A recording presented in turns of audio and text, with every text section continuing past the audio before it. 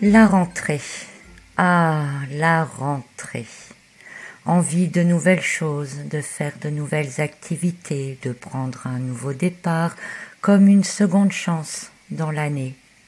Mais êtes-vous certain d'être à l'origine de vos choix et de vos actes pendant ce que l'on appelle la rentrée? Êtes-vous certain de diriger réellement votre destin là, maintenant? Ou n'êtes-vous pas plutôt dans une réalité imposée? Bonjour, je suis heureuse de vous accueillir pour notre message de la semaine. J'espère que vous allez bien et que tout se passe bien pour vous. Cette période de fin d'été est toujours une période un peu surmenée, à la fois mêlée entre la nostalgie des vacances, du repos, de la liberté et l'engouement et la précipitation des premiers jours de rentrée ou de reprise du travail. Alors bien sûr, certains ont déjà repris depuis un moment, mais malgré tout ce sentiment, ces émotions sont là et nous les ressentons tous, que nous ayons déjà repris nos activités ou pas. C'est une période qui va durer 2 ou 3 semaines environ, le temps de se remettre dans le bain.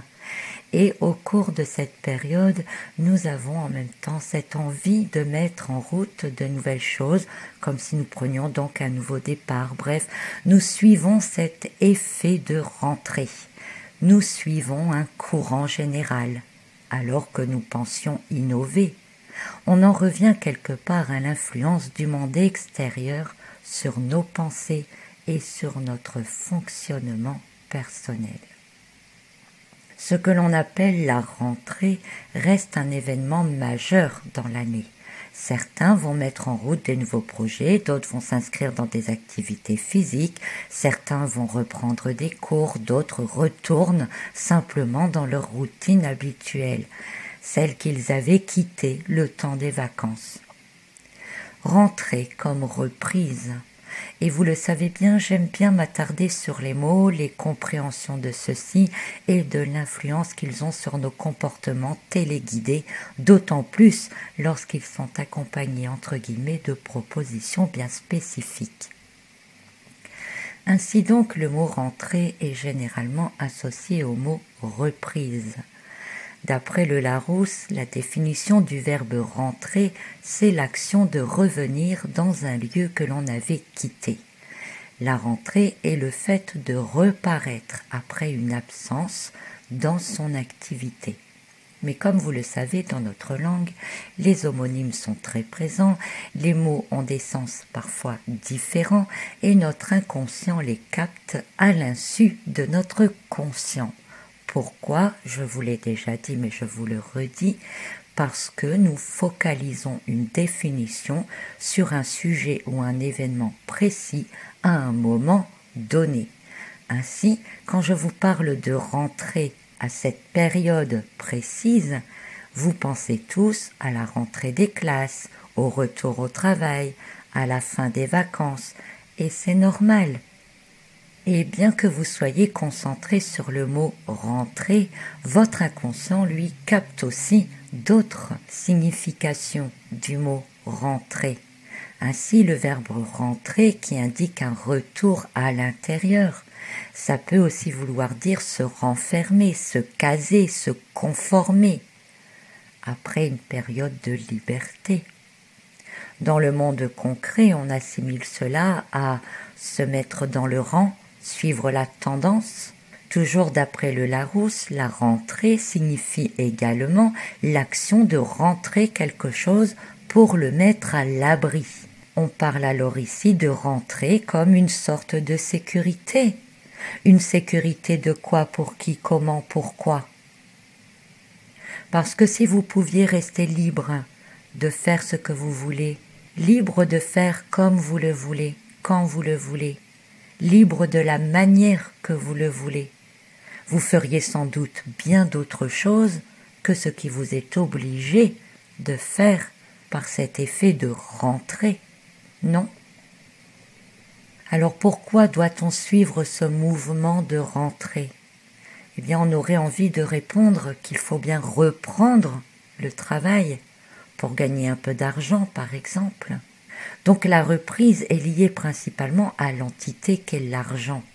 D'ailleurs, on vous oblige à bien y penser à cette entité qu'est l'argent au moment de la rentrée, puisque vous savez que les impôts et autres taxes multiples sont là à vous attendre. N'est-ce donc pas stratégique d'avoir laissé les impôts locaux, fonciers, etc., juste un peu après la rentrée? Ainsi, après la période de détente, il ne faut surtout pas que vous y preniez trop de goût, car sinon vous feriez d'autre chose que retourner gagner de l'argent. Alors je sais bien, au départ, les impôts étaient récoltés à cette période, après les récoltes, mais nous ne sommes plus au Moyen-Âge. Donc le but et l'intention ne semblent plus les mêmes aujourd'hui, et si vous ne retournez pas gagner de l'argent, parce que d'autres choses vous intéressent, parce que vous pourriez trouver d'autres moyens pour exister, eh bien vous risquez de ne plus rentrer dans le moule. Et pire, vous risquez de vous échapper du système. Un des moyens est donc d'être menacé. L'argent et les factures sont bien pratiques pour cela, évidemment. D'ailleurs, le mot rentrer est aussi employé pour le renflouement des comptes. Ne dit-on pas une rentrée d'argent? Ainsi, rentrée peut être assimilée à la reprise. Reprise du travail, reprise des activités, reprise des horaires. Tout comme la rentrée est un retour après une absence, la reprise, elle, est le fait de reprendre ou refaire quelque chose après un arrêt. Donc la rentrée, c'est la présence physique, donc un retour physique. On demande à ce que vous soyez présent. Et la reprise, c'est la présence concrète, matérielle, dans les actions.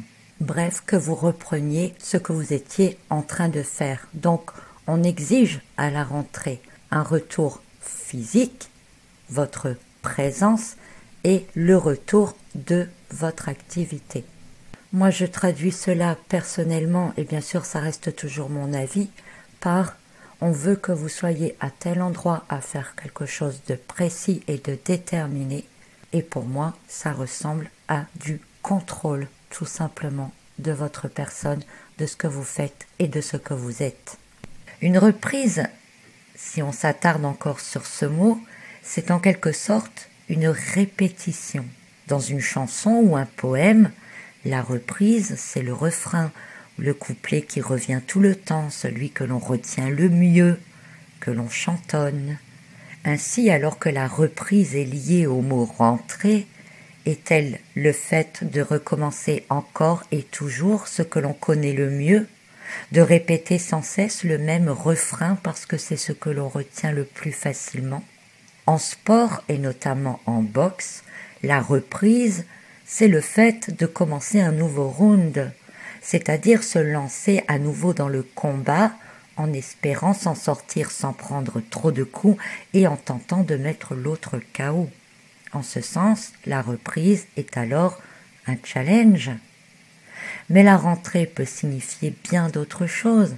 Par exemple, à la chasse, la rentrée, c'est le moment où les animaux retournent dans le bois après avoir passé la nuit en plaine, ce qui signifie qu'ils rentrent se cacher, se mettre à l'abri.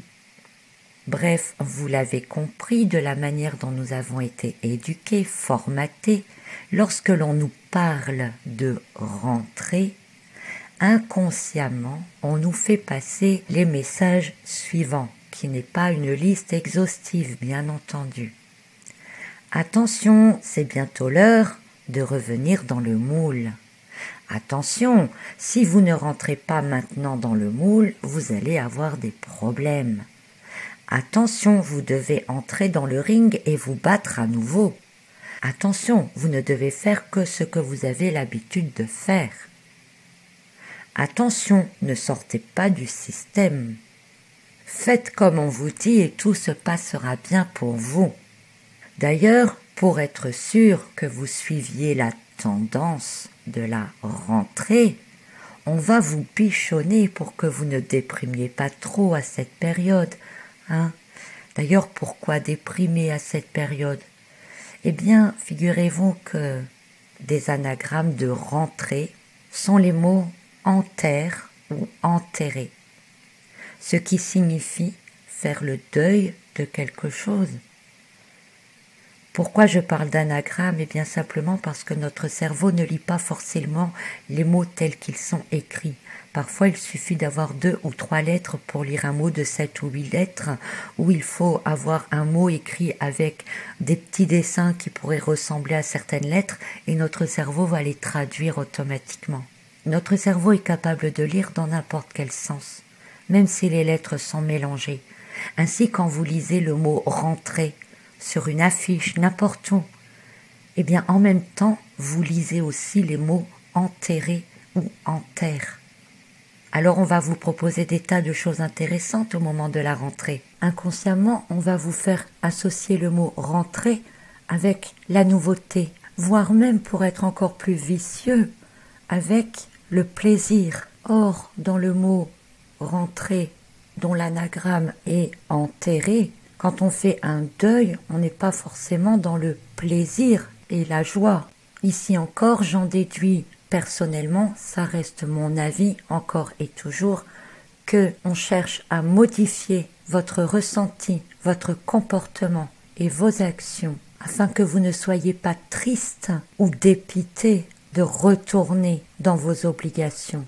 Obligations qui, je rappelle, ne sont des obligations que parce qu'il y a une pression derrière, et que ce sentiment profond de devoir enterrer quelque chose est en fait blessant pour l'âme qui, elle, a envie de faire d'autres choses.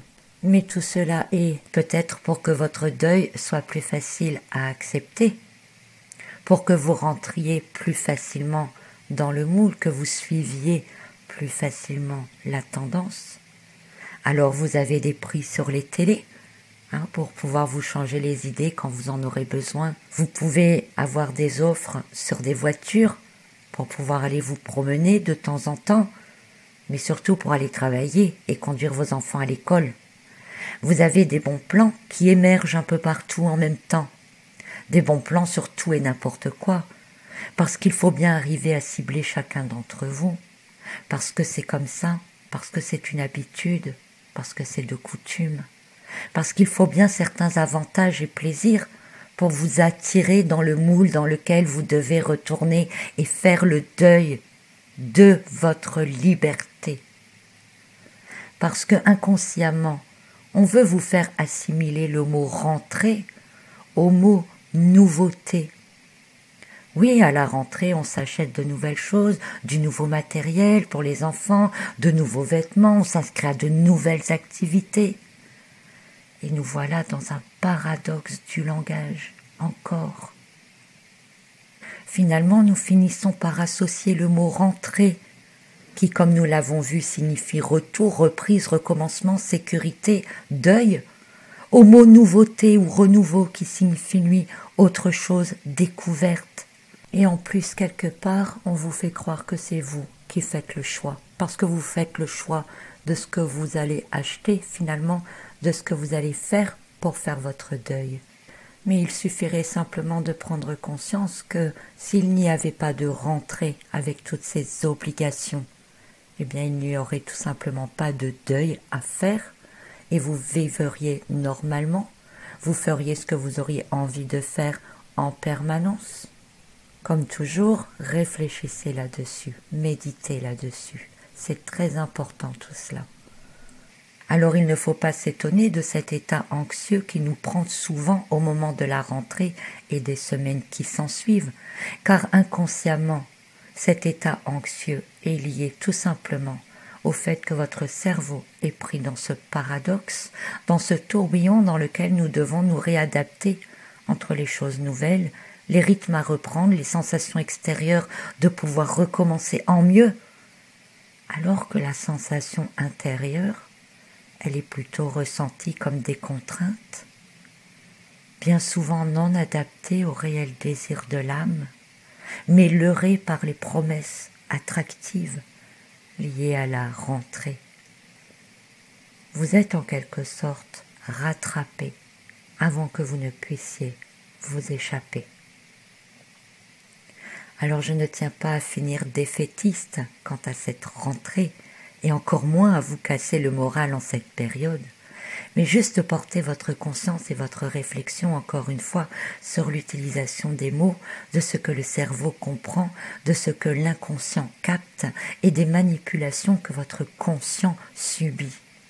Car en sachant cela maintenant au sujet de la rentrée, j'aimerais que vous focalisiez votre attention sur d'autres définitions de ce même mot, parce que tout ce que je vous ai dit précédemment utilise le mot rentrer dans un sens manipulatoire lié à des obligations dissimulées derrière des avantages, parce que chaque fois que vous entendez rentrer ou que vous voyez le mot rentrer écrit quelque part, il y a toujours une promesse à côté, ou des objets neufs, des personnages souriants et heureux de rentrer et de profiter des bonnes affaires. Donc on veut que vous soyez comme cela, vous aussi, vous l'avez compris. Mais avec le mot rentrer, on peut aussi entrer en soi, réentrer en soi, se connecter à son intérieur, être en possession de tous ses moyens. Tout comme la reprise peut être assimilée à une nouvelle croissance après une période de stagnation, comme la reprise de la croissance végétale après l'hiver, comme la reprise de vitesse après un freinage, comme une élévation de conscience après de mûres réflexions. Avoir une bonne rentrée peut signifier faire bonne pioche, comme au jeu des 7 familles, c'est-à-dire de trouver la carte manquante, d'avoir une main forte, de se découvrir de nouveaux atouts. Ainsi, il est nécessaire de dissocier pour nous maintenant le mot rentrer avec tout ce qui est promulgué. L'important est d'avoir conscience de l'enjeu qui se trouve derrière, car en avoir conscience, je vous l'ai déjà dit, c'est avoir le pouvoir de ne pas consentir. Alors bien sûr, vous allez me dire, mais on n'a pas le choix que de reprendre nos activités habituelles. Certains ne peuvent malheureusement pas faire ce choix directement, effectivement. Mais le problème n'est pas dans le fait de reprendre ou non votre activité. Le problème se situe dans les conditions dans lesquelles vous pensez y retourner. Pour certains, rentrer va s'associer à fatalité. Pour d'autres, rentrer va s'associer à obligation. Pour d'autres encore, rentrer va s'associer à deuil, alors que d'autres vont associer le mot rentrer à la joie, au renouveau, au fait de croire qu'ils sont maîtres de leurs pensées, de leurs décisions et des choix qu'ils font dans la période de la rentrée.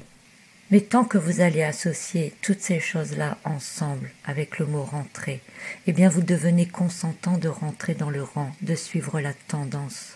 Vous finissez par ne même plus aller travailler pour vous-même. Vous y allez parce que vous avez des pressions derrière.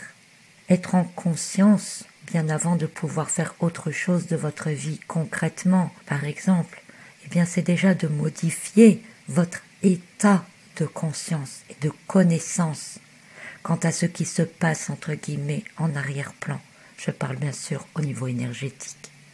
Chacun a sa manière de penser, de réfléchir, mais juste pour donner un exemple, vous pourriez simplement modifier le but et l'intention de votre obligation d'aller travailler.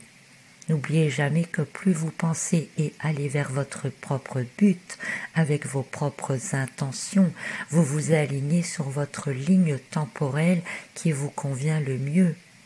Et alors vous serez naturellement conduit vers cette ligne temporelle par simple effet de loi d'attraction et de résonance.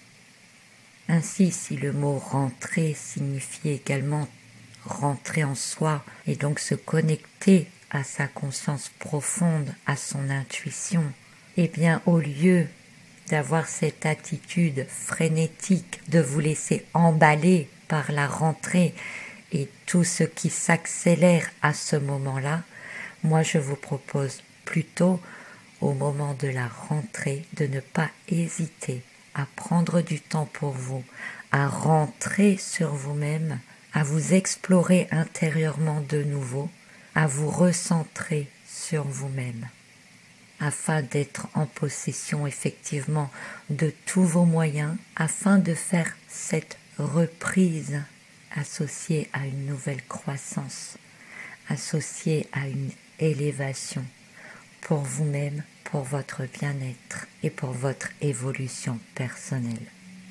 Tout ceci n'est bien sûr que ma réflexion personnelle à moi que je vous partage pour peut-être vous donner vous aussi des pistes à explorer ou de vous inciter à vous poser vos propres questions, à ce que vous puissiez vous-même trouver les sens cachés que les mots ont pour vous, afin que vous puissiez vous-même, encore une fois, comprendre comment vous fonctionnez, comment vous pouvez y remédier.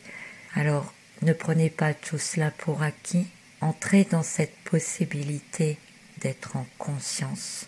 Réfléchissez sur cette rentrée autrement que par ce qu'on vous en montre, par rapport à ce qu'on vous oblige à en penser, et vous verrez que toutes les actions, toutes les obligations que vous avez, certains choix que vous faites, certaines décisions que vous prenez en cette période, elles ne viennent en fait pas de vous.